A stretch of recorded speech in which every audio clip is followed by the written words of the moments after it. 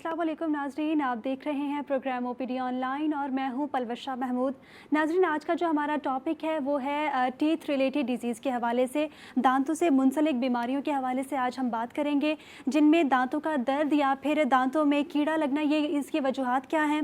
इसके अलावा मसूड़ों का फूल जाना, मसूड़ों में जो सूजन हो जाती है उसकी वजूहात क्या होती हैं, दांतों और मसूड़ों से खून आना, गम्स प्रॉब्लम जिसको हम कहते हैं अमूमन, और इसका दांतों का पीलापन, उसके अलावा जो है कैविटीज़ क्या होती है और दांतों की सेंसिटिविटी, जो ठंडा गर्म आपको बहुत ज़्यादा लगता है। इन तमाम जो है वजूहात के हवाले से हम आज बात करेंगे और साथ साथ शो में लाइव कॉल्स भी लेंगे और आपसे हर मुमकिन हद तक आप तक हम लोग आगाही फराम करने की कोशिश करेंगे। स्टूडियोज़ में आज हमारे साथ मौजूद हैं डॉक्टर अताउर रहीम साहब और डेंटिस्ट भी हमारे साथ मौजूद हैं इमाद अल्तमश। अस्सलाम वालेकुम, कैसे हैं आप लोग? वालेकुम सलाम। अच्छा डॉक्टर इमाद, सबसे पहला क्वेश्चन मेरा आपसे ये है कि दांतों में जो है वो कीड़ा लगना, ये इसकी वजूहात क्या होती हैं? दांतों में कीड़ा लगने का मेन वजह ये है कि improper oral hygiene, sugary food accumulates and bacteria acts upon it, converts it into acid, and the acid is responsible for the cavity formation, जो कीड़ा होता है जो लगता है। अच्छा, ये जो फ्रिक्वेंटली जैसे डॉक्टर साहब अभी आपने कहा कि जो है कीड़ा लगने की वजह यही होती है कि बैक्टीरिया जो हैं क्योंकि वो लॉन्च कर जाते हैं उसके अंदर, तो ऐसी सूरत में क्या वजूहात हैं? यानी ये तो वो हो गया कि जिसके से बैक्टीरिया लग रहा है, लेकिन हमारी तरफ से क्या बदएहतियाती होती है जिसकी वजह से ऐसा हुआ? इम्प्रॉपर ओरल हाइजीन जो है, लैक ऑफ ब्रशिंग, ब्रश नहीं करते हैं हम, दिन में 2 बार एटलीस्ट ब्रश करना चाहिए, dental floss after every meal, तो ये चीज़ें रिलीजियसली फॉलो करना होता है, वरना इट बिकम्स अ प्रॉब्लम। और 1 in 6 months स्केलिंग के लिए डेंटिस्ट के पास जाएं रेगुलर चेकअप्स के लिए, ताकि he can catch anything at an early stage. So ठीक।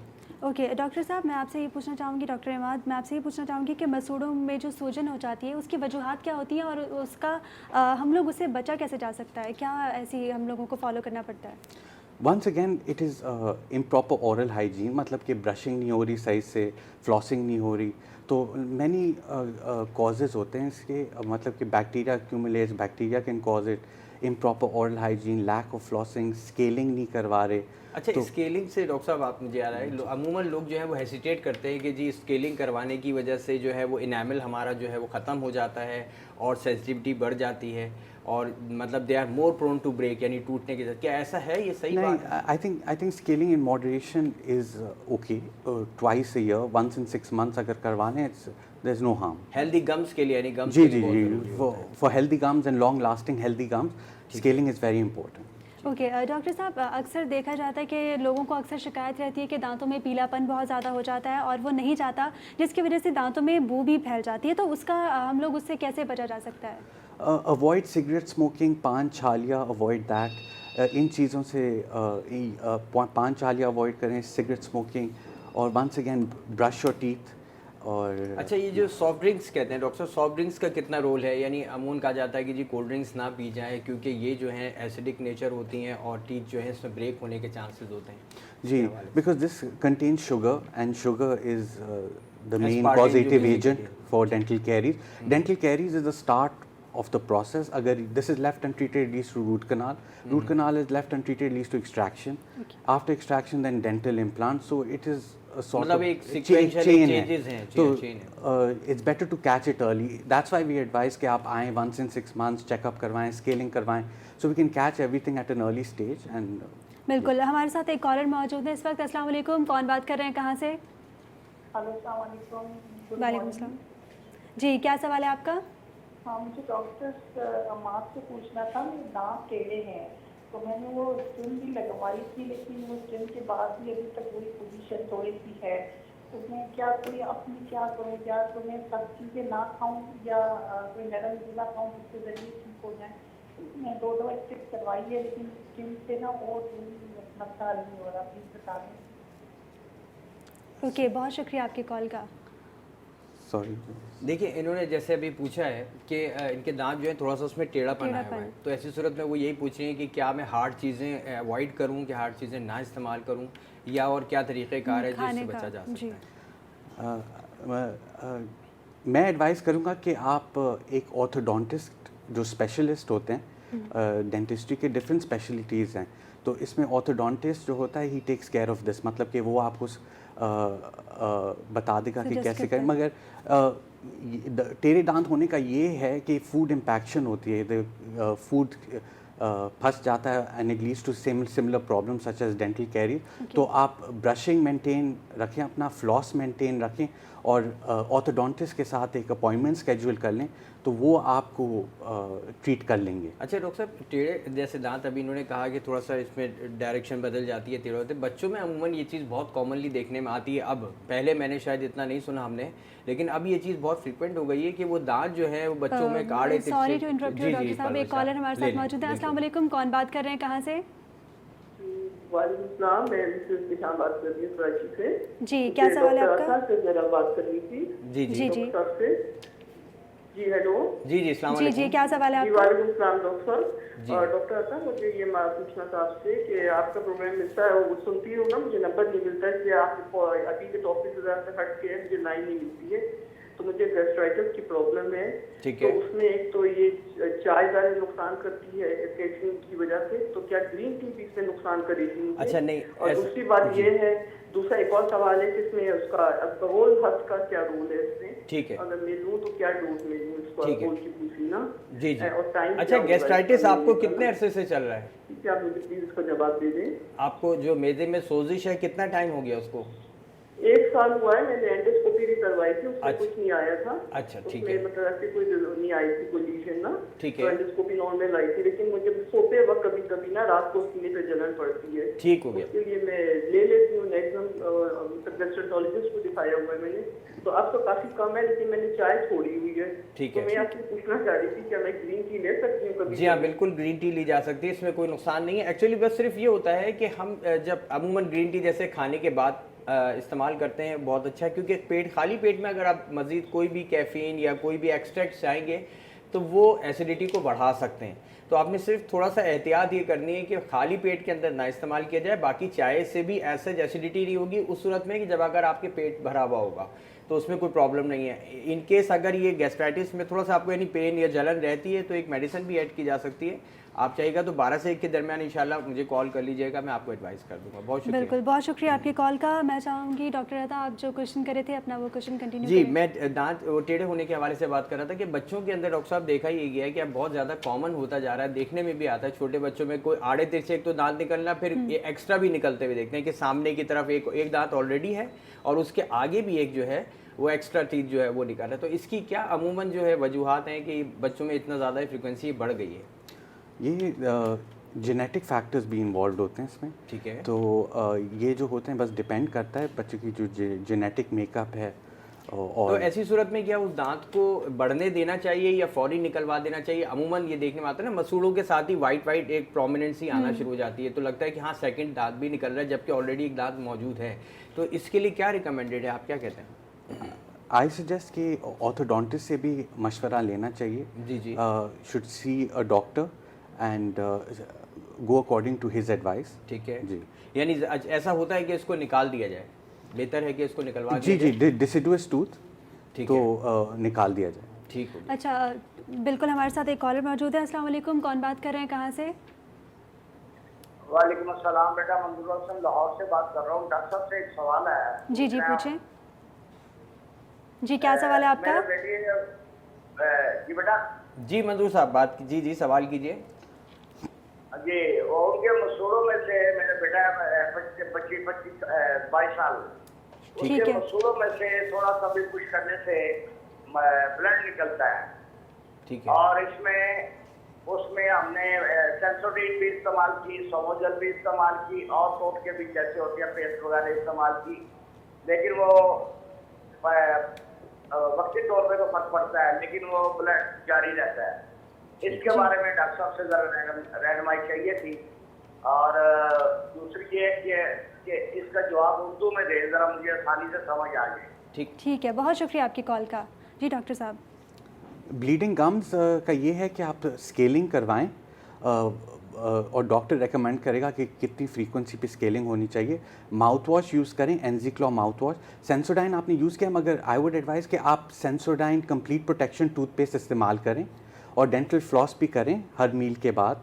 तो इन चीज़ों से बेहतर होगा, मगर क्लिनिकल एवैल्यूएशन भी करवाएं अपना और अच्छा डॉक्टर साहब, जैसे इन्होंने कहा यंग एज है इनकी ना, और उसमें इनके गम्स ब्लीड कर रहे हैं, आपने जैसे भी कहा डेंटल फ्लॉस, यानी हम जो दांत साफ करने के लिए चाहे वो टूथपिक का इस्तेमाल करते हैं, आइडियली क्या रिकमेंड किया जाता है कि टूथपिक से ही डेंटल फ्लॉसिंग जो आप कह रहे हैं? नहीं जी, टूथपिक ज़्यादा अग्रेसिव अप्रोच है, मतलब कि डैमेज भी कर सकता है मसूड़ों को, तो डेंटल फ्लॉस इस्तेमाल कर लें, वो इसीलिए बना हुआ है। अच्छा, जिसमें एक थ्रेड सा लगा हुआ होता है जी इस जी तरीके जी, का, ठीक है। वो लेस अग्रेसिव है, मतलब कि डैमेज नहीं करता ज़्यादा। अगर अवेलेबिलिटी नहीं है तो ऐसी सूरत में टूथपिक का यूज़ किया जा सकता है। जी जी। डॉक्टर साहब, मेरा जी, आपसे जी। ये सवाल है कि गम प्रॉब्लम जब होती है तो क्या कोई स्पेसिफिकली फूड खाने की वजह से ही ऐसा होता है, या वैसे भी कुछ लोग, क्योंकि देखा जाता है कि ज़्यादातर लोग जो है वो कोल्ड ड्रिंक का यूज़ नहीं करते, लेकिन उसके बावजूद भी उनको गम प्रॉब्लम, चॉकलेट को ये कोल्ड ड्रिंक वगैरह, तो इसकी क्या वजूहत होती हैं गम प्रॉब्लम्स की वजह से? Gum problem, poor oral hygiene, okay. और दांत साफ नहीं करने से, और अनदर कॉज इज़ मेडिकेशंस, जो दवाइयाँ आप ले रहे Okay. हैं, and genetics also plays a role. तो अच्छा डॉक्टर साहब, सॉरी इसमें आपकी बात कर रही, ये चीज़ बताइएगा कि जिस तरह आपने अभी कहा डेंटल हाइजीन अच्छी होनी चाहिए, यानी मुंह को क्लीन रखा जाए, आप किस टाइम पे बेस्ट रिकमेंडेशन है कि जो गाइडलाइंस कहती हैं कि जी किस टाइम पर आपने दांतों को अच्छे से ब्रश करना चाहिए, कितने टाइम्स, ये ज़रा at least 2 times a day, after meals, morning and at night, सुबह और रात, ठीक है। आफ्टर। बिल्कुल, हम लोग आज दांतों के हवाले से बात करें कि दांतों का दर्द और मसूड़ों में सूजन क्यों होती है। ये ओरल हाइजीन की वजह से होती है। ओरल हाइजीन हर एक के लिए बहुत ज़रूरी है, और यह आपको मसूड़ों के खून से, दांतों के खून से और इसके अलावा गम प्रॉब्लम से दूर रख सकता है। यहाँ वक्त हुआ एक ब्रेक का, आपसे एक शॉर्ट ब्रेक के बाद मिलते हैं।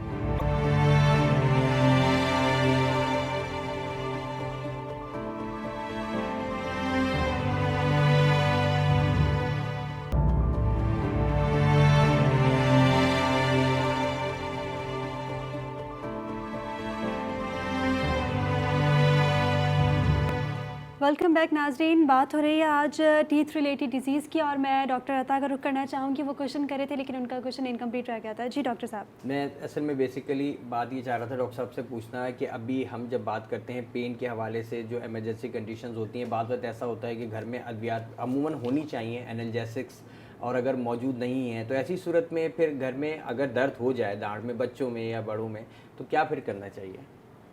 जी डॉक्टर साहब। मैं सजेस्ट करता हूँ कि कोशिश यही होनी चाहिए कि पेन किलर ले लें आप, एनाल्जेसिक्स और होनी जी चाहिए, बिल्कुल।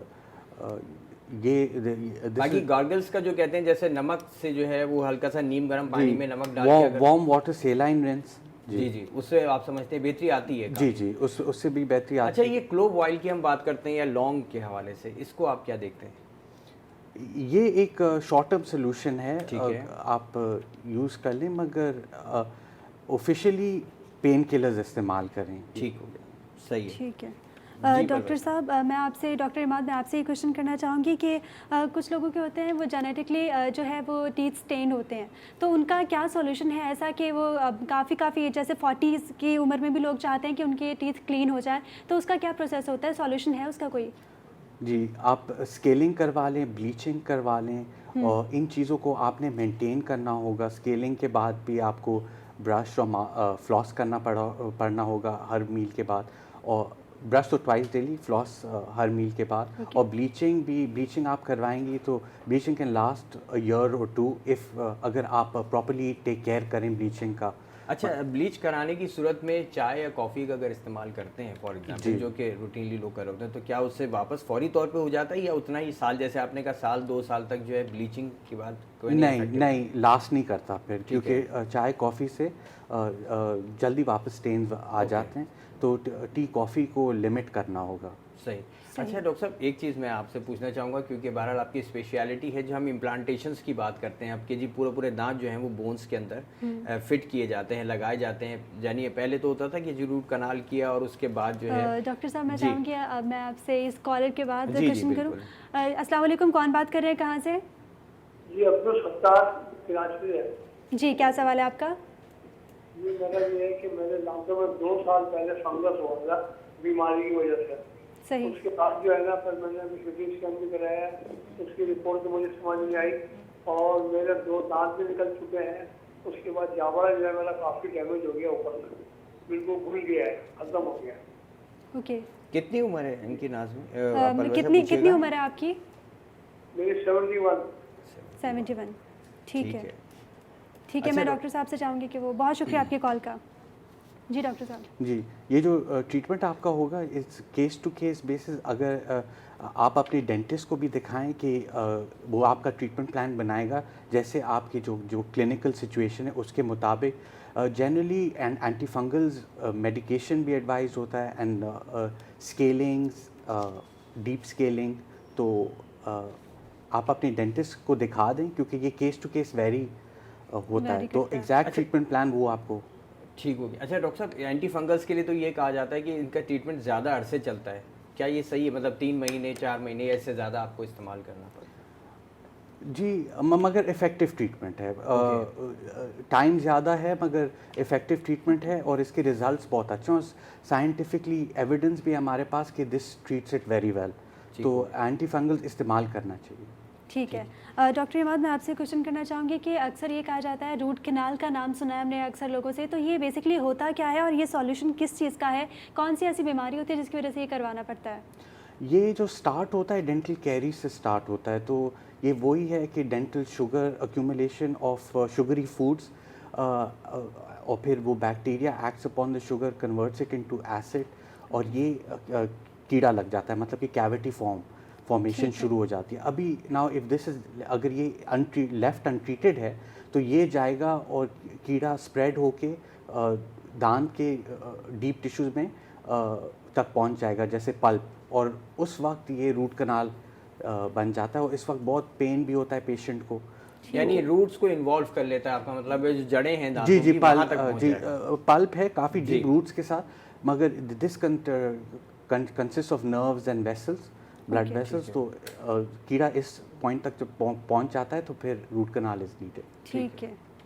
अच्छा, इसमें डॉक्टर साहब एक चीज़ पूछना चाहूँगा, अमूमन रूट कनाल में भी लोग जो हैं वो थोड़ा सा डरते हैं इस हवाले से कि कहीं बोन में खुदा ना खास्ता इन्फेक्शन ना हो जाए या स्प्रेड ना कर जाए, क्योंकि ऐसा भी देखा गया है कुछ केसेस के अंदर कि रूट कनाल प्रोसीजर करवाया और इन्फेक्शन जो है वो या प्रॉपर तरीके से अगर या तो ना हो तो ऐसी सूरत में बोन्स में इन्फेक्शन फैल जाता है। क्या ये बात सही है? जी, हो सकता है if root canal is left untreated infection spreads. Okay. अच्छा, इसमें रूट कनाल की सूरत में कैपिंग जो है वो करवाई जाती है, क्राउनिंग जिसे हम कहते हैं, तो ये उसी के फ़ौरन बाद करवा लेनी चाहिए या एक ख़ास टाइम तक इसका वेट किया जाता है? ये केस टू केस डिपेंड करता है, मतलब कि कितना आपका टूथ स्ट्रक्चर है। If there sufficient tooth structure ठीक है। तो कभी filling can be done, but अगर कम टूथ स्ट्रक्चर हो एंड तो फिर वो क्राउन अच्छा, की ज़रूरत ओके। होती है। डॉक्टर इमाद, आपसे मेरे क्वेश्चन ये है कि अक्सर ये देखा जाता है कि बच्चों में नेचुरली दांत उनके थोड़े से निकले हुए होते हैं, तो मैं आपसे ये पूछना चाहूँगी कि व्हाट्स द परफेक्ट एज के आप ब्रेसेस लगवाएं, या फिर क्योंकि अक्सर डॉक्टर ये कहते हैं कि अभी एज नहीं है बच्चे की, तो किस एज में लगवाने चाहिए braces? Between ages 9 and 12। Okay. अच्छा, 9 and 12 में, यानी जो जिनके बाहर दांत जो है बाहर की तरफ निकले हैं। जी, ये फिर से this depends case to case. अगर ऑर्थोडोंटिस्ट देख लें it's a very good suggestion, क्योंकि जनरली कहना इज जस्ट, अगर आप डेंटिस्ट ऑर्थोडोंटिस्ट से मशवरा ले लें इसके हवाले से, he will provide you appropriate advice. ठीक अमूमन, है। ठीक डॉक्टर है। साहब, हमारे साथ एक कॉलर मौजूद है। अस्सलाम वालेकुम, कौन बात कर रहे हैं, कहाँ से? मोहम्मद यूसुफ बात कर रहा हूँ आपसे। जी, क्या सवाल है आपका? मैंने डॉक्टर साहब से पूछा था कि मेरे ना ऊपर वाले जो दांत है ना उसमें बड़े ना दर्द, पानी में पीता हूँ बड़ा गर्म और ठंडा लगता है। ठीक है। तो मैंने डॉक्टर साहब से कुछ मशवरा भी किया, दवाई भी ली, उसने दवाई भी लेके दी, ट्यूब है कि ट्यूब में इस्तेमाल कर रहा हूँ, लेकिन उससे फर्क नहीं पड़ रहा। ठीक है। एज कितनी है तो आपकी? मैं हार्ट का भी, शुगर का भी पेशेंट हूँ, ब्लड प्रेशर का लेकर भी डॉक्टर साहब से जरा बता दें जो अच्छी कोई दवाई है, क्या मैं करूँ? दांत एक जो ना वो हिल भी रहा है। उम्र कितनी है आपकी? उम्र है मेरी तकरीबन कोई 50 साल। ठीक है 56। जी डॉक्टर साहब। ठीक है, क्या बहुत कहते हैं? शुक्रिया आपकी कॉल का। जी डॉक्टर साहब।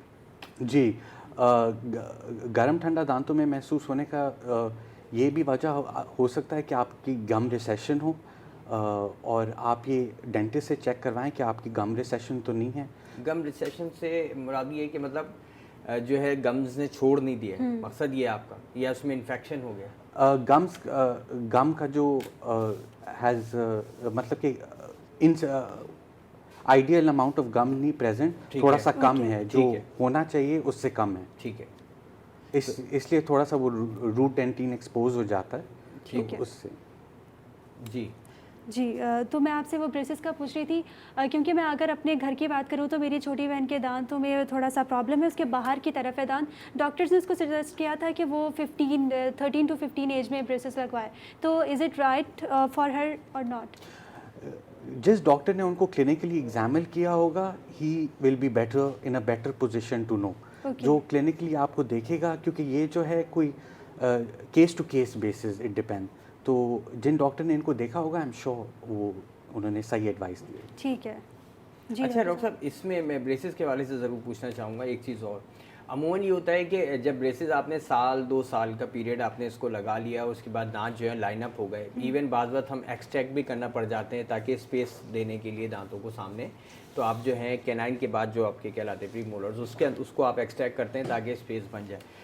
इसके बाद रिटेनर्स के हवाले से आप थोड़ा सा एडवाइस करिएगा कि रिटेनर्स जो हैं क्या वो लगाने चाहिए हैं या नहीं, यानी जो यानी ब्रेसेस रिमूव हो गए अब उसके बाद रिटेन करने के लिए क्या जाता है कि दोबारा ये बात वापस जो है वो टेढ़े हो सकते हैं? जी बिल्कुल बिल्कुल, orthodontist advise retainers and they are very correct, और ये सारा साइंटिफिक एविडेंस है to back this up.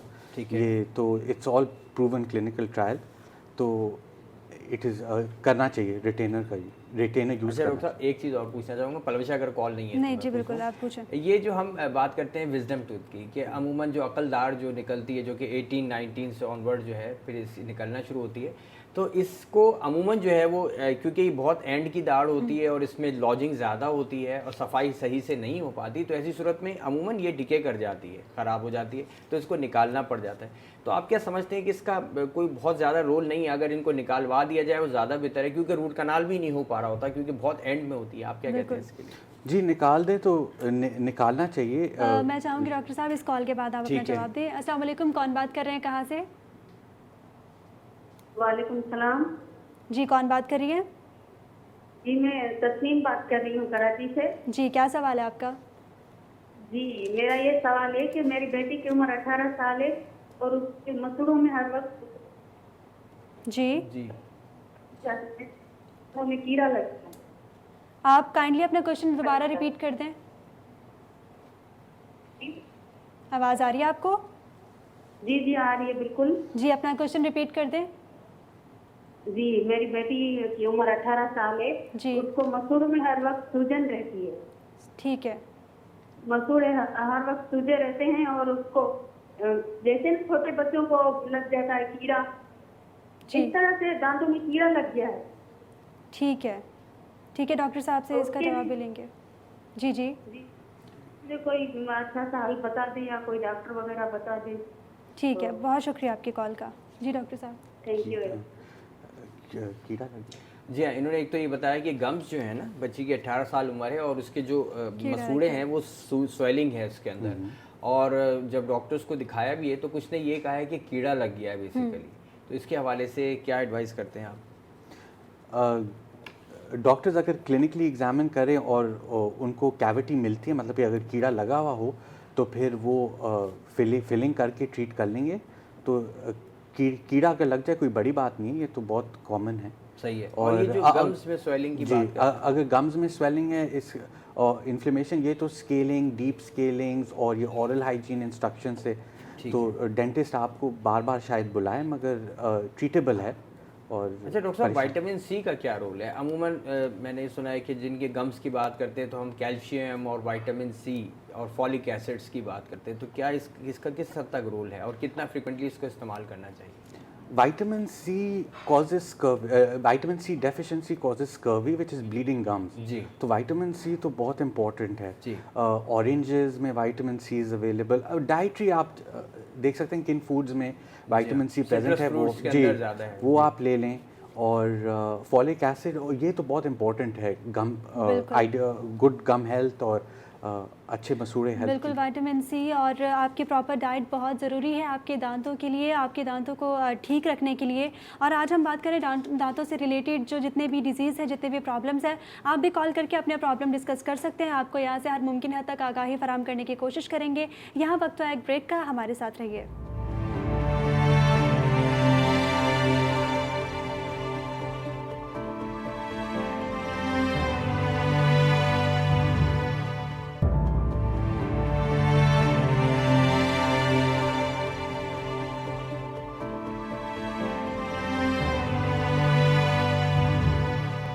Welcome back नाजरीन। बात हो रही है दांतों के हवाले से, दांतों की जितनी बीमारियां हैं, जितने प्रॉब्लम्स हैं, उनके हवाले से बात हो रही है। मैं डॉक्टर इमाद का रुख करते हुए उनसे सवाल पूछना चाहूँगी कि ब्रेसेस के अलावा ऐसे कौन कौन से मज़ीद ट्रीटमेंट हैं जिनसे आपके दांत अगर निकले हुए हैं तो वो ठीक हो सकते हैं? जी डॉक्टर साहब। जी, ब्रेसेस के अलावा इनविजिलाइन भी है जो एस्थेटिकली प्लीजेबल है, ठीक है। दिखने में बुरा नहीं लगता, इनविजिबल होता है, दांत नज़र आते हैं। तो और ये केस टू केस पे डिपेंड करता है। अगर आप डेंटिस्ट के पास जाएं, वो आपको इंस्ट्रक्ट करेगा कि डिफरेंट ट्रेज आते हैं कि कितने देर के लिए ट्रेज इस्तेमाल करना चाहिए, कब चेंज करने चाहिए। तो ठीक। जी। और इसके अलावा ब्रेसेस जब लग जाते हैं आपके दांतों में तो प्रॉपर ओरल हाइजीन नहीं हो पाती, तो उसका क्या सॉल्यूशन है, वो किस तरह, और इसकी वजह से मुंह से स्मेल भी आती है, तो उसका क्या प्रोसीजर है? इसके लिए स्पेसिफिक ब्रशेस बने हुए हैं, ऑर्थोडोंटिक ब्रशेस, वो इस्तेमाल कर लें 2 to 3 टाइम्स अ डे, और डेंटिस्ट आपको इंस्ट्रक्ट कर देगा कि कैसे इस्तेमाल करना है। तो ये फॉलो करें और it shouldn't be a problem. Okay जी डॉक्टर साहब आप। अच्छा डॉक्टर साहब, एक चीज़ पूछना चाहूँगा कि जैसे हम माउथ वॉश की बात करते हैं, मुख्तलिफ माउथ वॉशेस मार्केट में अवेलेबल हैं, तो आप कुछ लोगों का ये भी, क्योंकि ये वो डिस्कशंस हैं जो अमूमन लोग आपस में कर रहे होते हैं कि जी माउथ वॉशेस ज़्यादा इस्तेमाल नहीं करनी चाहिए, जो हमारा नॉर्मल फ्लोरा है माउथ का वो ख़राब हो जाता है या वो डिस्टर्ब हो जाता है। क्या ऐसी चीज़ है, या माउथ वॉश की फ्रिक्वेंसी किस हद तक, या सिर्फ जो डिजीज़ केस है उनमें ही माउथ वॉशेस होनी चाहिए, रूटीनली ना किया जाए? माउथ वॉश हम एडवाइस करते हैं इन ब्लीडिंग गम्स केसेस।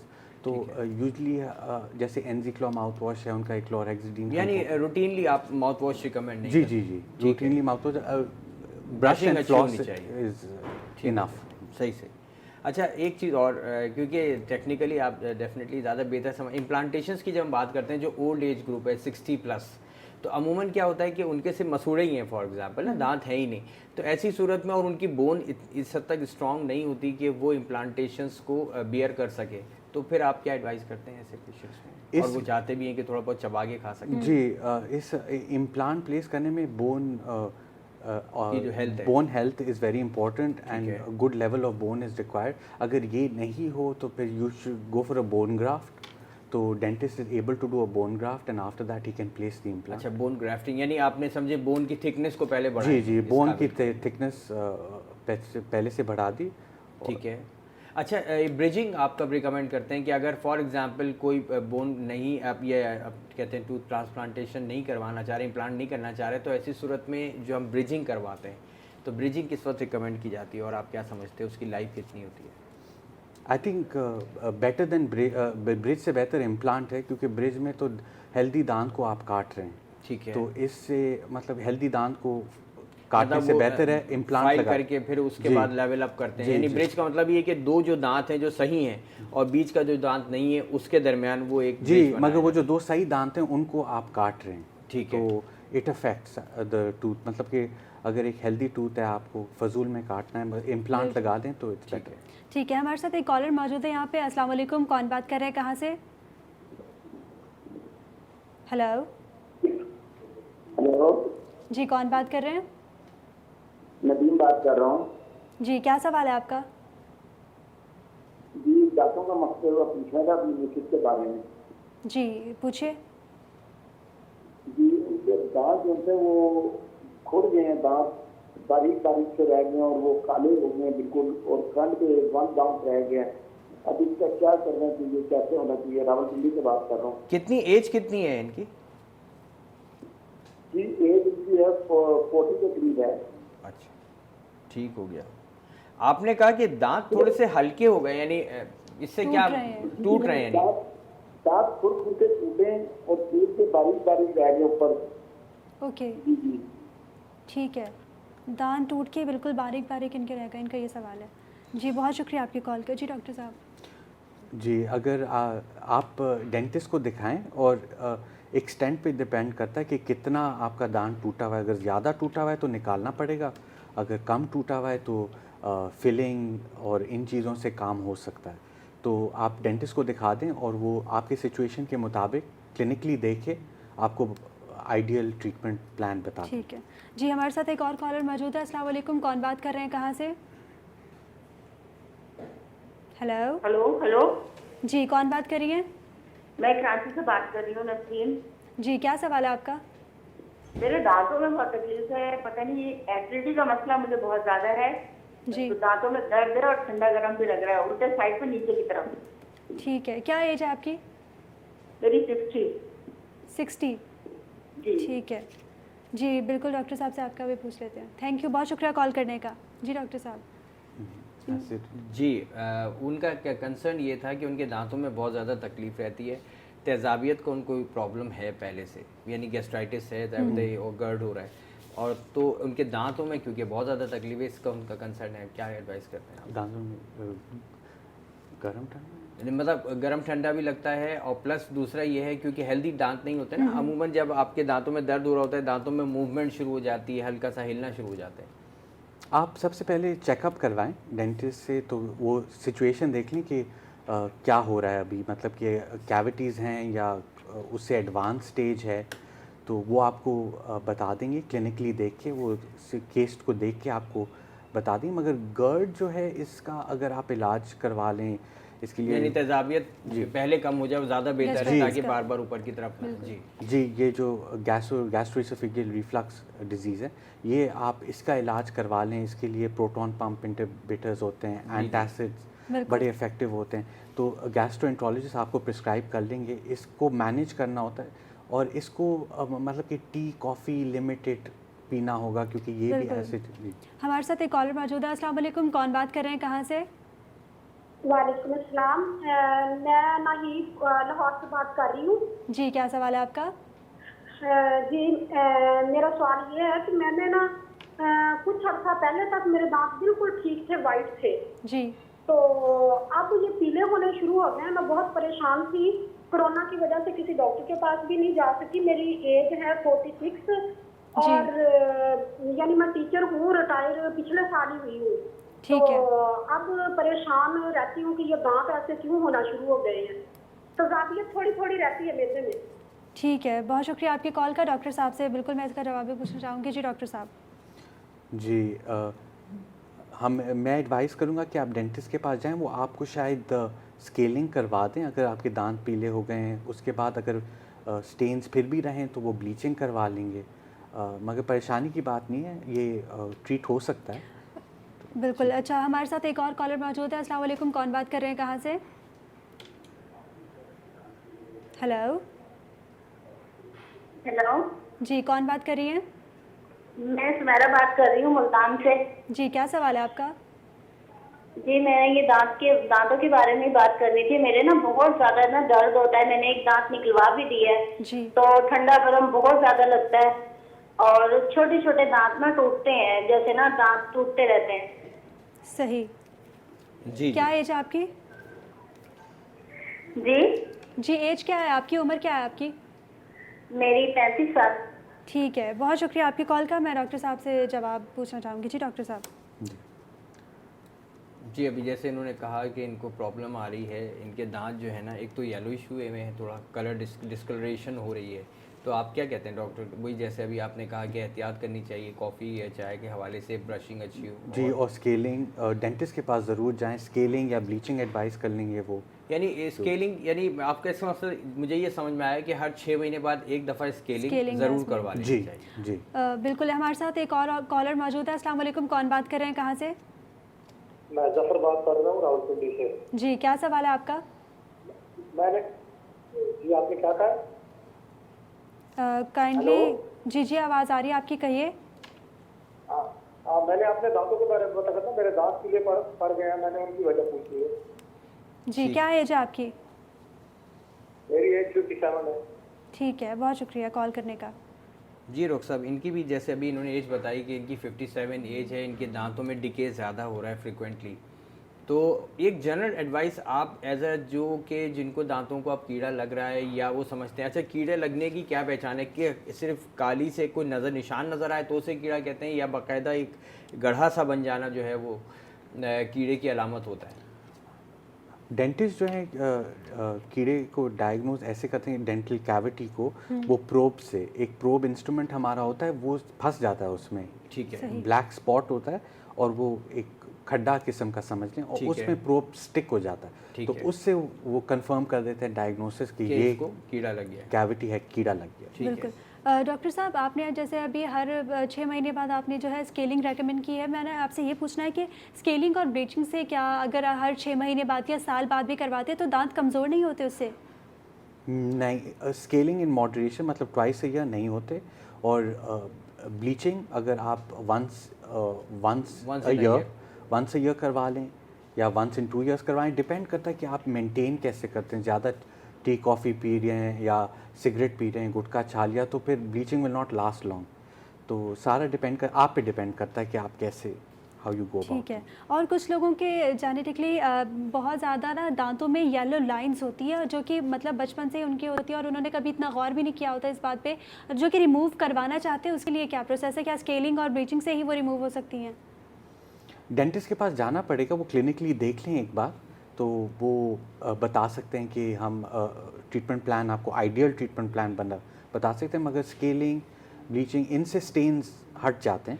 अच्छा डॉक्टर इमाद, एक चीज़ मैं पूछना चाहूँगा, दांतों में क्रैक से पड़ जाते हैं, ऐसा लगता है जैसे कि टूट गया हो, जबकि बज़ाहिर वो अलग नहीं हुआ होता, एक लाइन सी में आ जाती है, तो ये जो ऐसे फ्रैक्चर की तरह हो जाता है या हेयर लाइन, तो ये क्या सही हो जाता है, सही हो सकता है, या ये वैसे का वैसे ही रहता है आगे तक भी?